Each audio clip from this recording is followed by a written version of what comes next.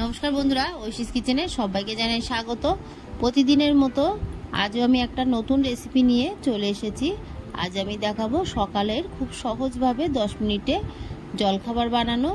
এটা আপনারা বাড়িতে একটু সুজি থাকলেই বানিয়ে নিতে পারবেন। দেখুন, প্রথমে এখানে আমি মিক্সিং জার নিয়েছি, এর মধ্যে আমি 200 গ্রাম সুজি দিয়ে দেব।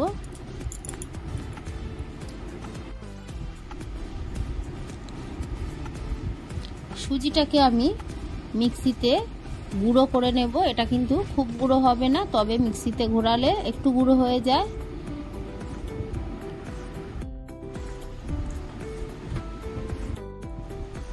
এরপর আমি দিয়ে দেবো এর মধ্যে টক দই। আমি 200 গ্রাম সুজি নিয়েছি, তাই টক দই দেব 100 গ্রাম।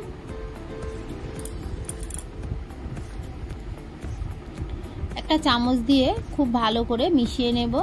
তারপর অল্প অল্প জল দিয়ে আমি একটা ঘন থকথকে ব্যাটার বানাবো। ব্যাটারটা পাতলাও হবে না, আবার একেবারেই যে খুব ঘন সেটা হবে না।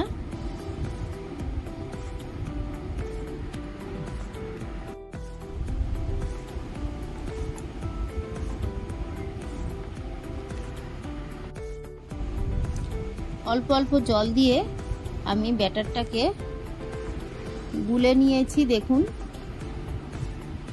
এর থেকে খুব বেশি পাতলা করব না।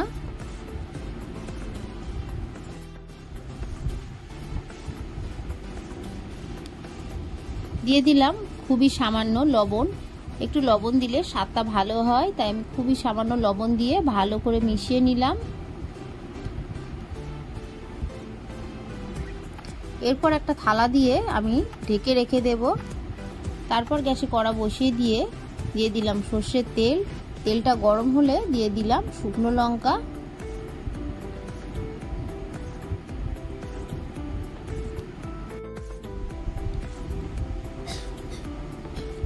লঙ্কাটা দেখুন একটু ভাজা হয়েছে, তখন এর মধ্যে দিয়ে দিলাম হাফ টিস্পুন কালো সর্ষে। তারপর এখানে দিয়ে দিলাম ছোলার ডাল আর বিউলির ডাল। আমি এখানে ছোলার ডাল দিয়েছি 2 টিস্পুন আর বিউলির ডাল দিয়েছি 1 টিস্পুন। বেশ কিছুক্ষণ মিডিয়াম ফ্লেমে আমি ভেজে নেব। লো টু মিডিয়াম ফ্লেমে, কখনোই হাই ফ্লেমে ভাজবেন না, তাহলে সঙ্গে সঙ্গে ডালগুলো পুড়ে যাবে আর ভেতরটা কাঁচা থাকবে। তাই লো ফ্লেমে একটু সময় নিয়ে ডালটাকে ভেজে নেবেন, তাহলে দেখবেন খাওয়ার সময় বাদামের মতন মুখে পড়বে আর খেতে দারুণ লাগবে। এরপর এর মধ্যে দিয়ে দেব কারি পাতা। কারি পাতাগুলোকে আমি একটু কুচিয়ে নিয়েছি। লো ফ্লেমে কারি পাতাটাকেও ভেজে নিতে হবে, তাহলে কারি পাতার কালারটা সবুজ থাকবে, পুড়ে যাবে না। দেখুন, কারি পাতাটাকে আমি ভেজে নিয়েছি, কালারটা দেখুন পুরোটাই সবুজই আছে। এই সময় দিয়ে দিলাম 2টো কুচানো পেঁয়াজ আর 2টো কাঁচা লঙ্কা দিয়ে বেশ কিছুক্ষণ আমি পেঁয়াজটাকে ভেজে নেব। তবে খুব কড়া করে ভাজবো না। পেঁয়াজের গায়ে দেখুন একটু কালার এসে গেলেই আমি এর মধ্যে দিয়ে দেব লবণ হলুদ। পেঁয়াজটাকে একটু নরম করে নেব। দেখুন, পেঁয়াজটাকে আমি নরম করে নিয়েছি। এই সময়ের মধ্যে দিয়ে দেব খুবই অল্প হলুদ আর দিয়ে দেব স্বাদ মতো লবণ। দিয়ে ভালো করে একটু মিশিয়ে নেড়ে নিলাম। তারপর আগে থেকে সেদ্ধ করে রাখা আলু দিয়ে দিলাম। আলুগুলোকে আমি হাত দিয়ে একটু চেপে চেপে দেব। তারপর বেশ কিছুক্ষণ আলুটাকে নাড়বো। খুন্তি দিয়ে যে আলুগুলো একটু গোটা গোটা দেখবো সেগুলোকেও একটু ভেঙে দেব। দিয়ে ভালো করে নেড়ে বেশ কিছুক্ষণ আলুর পুরটাকে আমি রেডি করে নেব।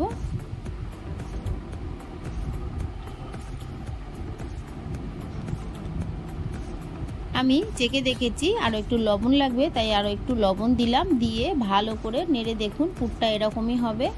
এই সময় আমি ফ্লেমটাকে অফ করে দিয়ে ঠান্ডা করে নেব।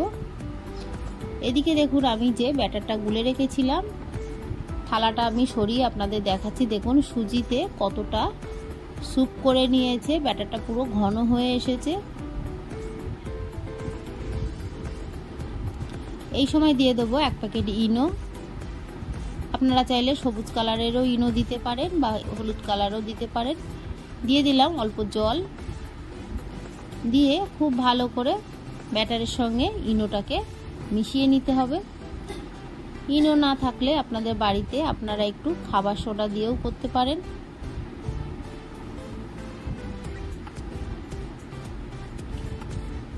ভালো করে মিশিয়ে নিতে হবে। দেখুন এরকম থকথকে ব্যাটার আমি বানিয়েছি, আপনারাও এরকম বানাবেন। তারপর গ্যাসে প্যান বসিয়ে দিয়ে প্যানটাকে গরম করে দিয়ে ছোট হাতার 2 হাতা ব্যাটার আমি দেব। বড় হাতা হলে আপনারা 1 হাতা দেবেন। একটুখানি আমি হাত দিয়ে পাতিয়ে দিচ্ছি, তবে খুব মোটা করে রাখবেন, পাতলা করবেন না। ঢাকা দিয়ে আমি লো ফ্লেমে কিছুক্ষণ রেখে দেব। ঢাকাটা তুলে নিয়েছি। দেখুন ব্যাটারটা শুকিয়ে গেছে। এই সময় আমি যে আলুর পুরটা করেছিলাম সেটা দিয়ে দেব। ব্যাটার বানানো রেডি থাকলে এই রান্নাটা খুব কম সময়ের মধ্যে হয়ে যায়।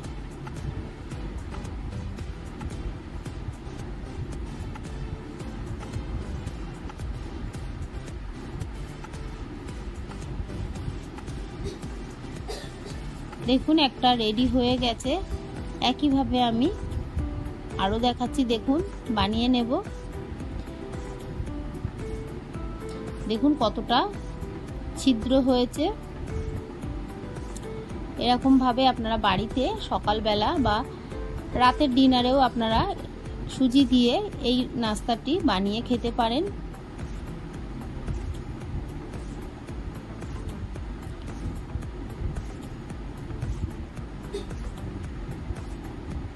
বাচ্চাদের সন্ধেবেলা টিফিনেও কিন্তু এটা বানিয়ে দিতে পারেন কম সময়ের মধ্যে। এটা পেটটা ভরবে আর স্বাস্থ্যকর খাবার অনেকক্ষণ পেটে থাকবে। দেখুন কতটা ছিদ্র হয়েছে। এরকম ভাবে আপনারা বানাবেন। একটু ইনো দিয়ে দেখবেন জলখাবারটা কতটা হালকা ফুলকা হয়।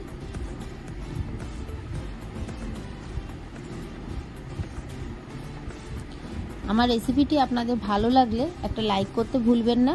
রেসিপিটি কেমন লাগলো আমাকে কমেন্ট করে জানাবেন।